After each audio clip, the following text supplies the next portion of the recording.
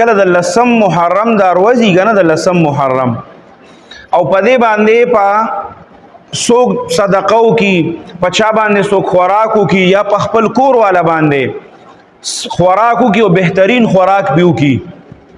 نو ابن مسعود رضی الله تعالی عنہ فرمای چې دا خوراک چا په خپل کور والا باندې اومو نو د غون کال را روان کال پورې بد الله پر رزق کې دومره برکت واچي چې بد باندې بعد د رزق تنګی نه راځي او د پر رزق کې به الله وسعت راولي او غون کال به بد باندې الله خپل خوراکونه کوي. حضرت سفیان رضی الله تعالی عنہ فرمایي چې د دې مونږه تجربه کړې ده او چې مونږه دا تجربه کړې ده نو هغه واپسې کال چې براته په هغه کې مونږ باندې شرط هم تنګی نه دراغلي غون کال به مونږ باندې الله فراخه تیرا او مونږ به رزق ډیر زیات فراخه او الله برابر باندې خپل خوراکونه کول. نو د 10 محرم پر ورځ باندې هر چاله پکار دي چې هغه په خپل کور والا باندې